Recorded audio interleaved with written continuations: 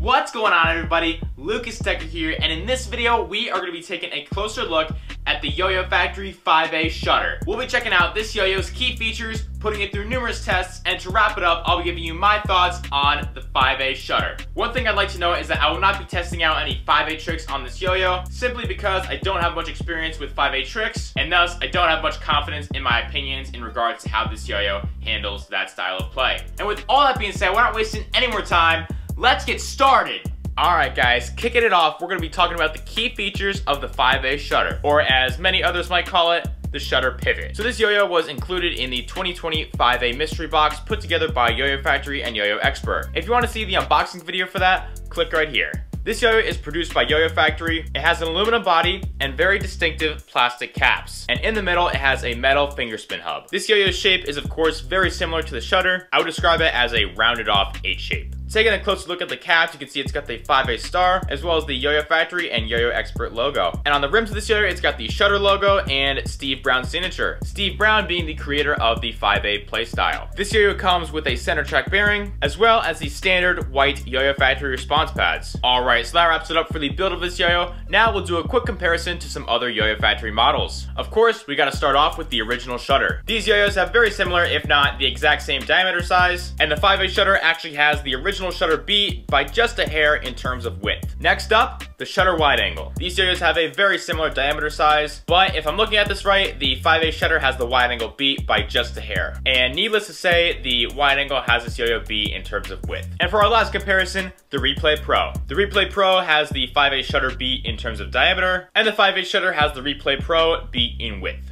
Keeping it moving, we're gonna put the 5A Shutter through our various tests. First up, speed. Speed tricks on this yo-yo feel pretty decent. The yo-yo has a nice solid feel to it. However, at some points I felt the yo-yo was a little bit out of control. In some cases, it was a bit unforgiving to slight imperfect movements. Also, be careful if you have multiple string wraps around the bearing, as I found that that would slow down the spin of the yo-yo quite a bit. So while I wouldn't necessarily recommend this yo-yo for speed tricks, it should be able to make it through just about any combo you throw at it. So with that, I'll give it a pass. Now for the next test, tech.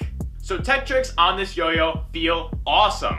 Tech tricks felt super satisfying on this yo-yo. The yo-yo's weight and solid feel allow for fantastic control and pacing. And the yo-yo would maintain fairly decent spin power throughout a majority of these tech combos. Definitely a pass on the tech test.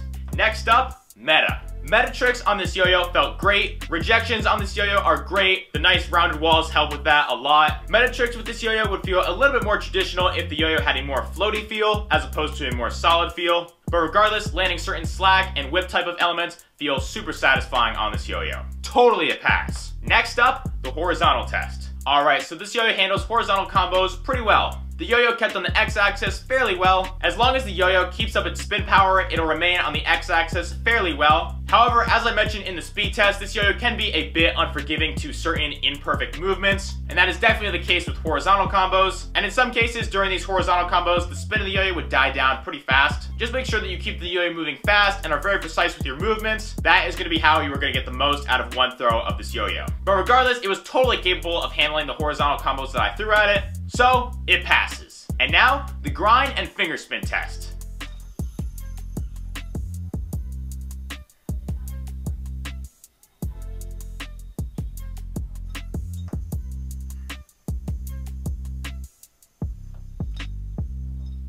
Alright, so as you saw, finger grinds on this yo-yo are fantastic. The shape of this yo-yo makes it so that your finger touches minimal surface of the yo-yo, and this finish is super smooth. Finger spins on this yo-yo are fantastic as well. Just be sure to avoid your finger coming in contact with one of these plastic caps. If it does, the yo-yo is going to lose a ton of spin power. But once you lock it in that metal hub, it'll definitely spin for a decent amount of time. I did notice that the yo-yo would slowly wobble during the finger spin. That might decrease the spin as well, but it's not too much of a complaint because it still spins for a decent amount of time. With all that said, this yo-yo totally passes this test. And now, for our last test. Wait a second, I thought the grind test was the last one. Nope, by viewer request, I'll be adding one more test. The bind test. Now I understand that binds can feel different on the same yo-yo for reasons such as different response pads and different string. So just a heads up, I'll be using the pads that came pre-installed with this yo-yo, and for the string, I use Kitty XL. So binds on this yo-yo are very tight and snappy. I did find that this yo-yo would snag if there was a bit of tension in the string,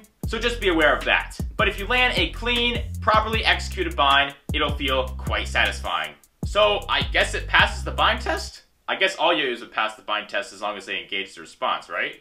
And now, to wrap things up, I'll be giving you my personal opinion on the Yo-Yo Factory 5A shutter. Now, from my experience, the way that this yo-yo feels on the string can depend on what movements you're doing with this yo-yo. In some cases, it may feel more on the floaty side, and in other cases, more on the solid side of things. I find it tends to have more of a solid feel, but like I said, I have noticed exceptions to this. As for the weight of the yo-yo, I'd say it falls somewhere between the mid-weight and heavier weight. This yo-yo is extremely fun to play with, so I would definitely recommend this yo-yo if you're looking for something fun to throw around. There's just something super satisfying about landing this yo-yo in a slack loop, and binds feel awesome. And I would definitely recommend this to collectors as well. It's the main yo-yo in the 2020 5A mystery box, and it also has these very distinctive plastic caps, which is very rare for a metal yo-yo to have. In addition to that, it's got Steve Brown's signature on it, and this yo-yo in general kind of serves as what you might call a celebration of the 5A playstyle. But those are just my thoughts. Let me know what you guys think of the 5A shutter in the comments below.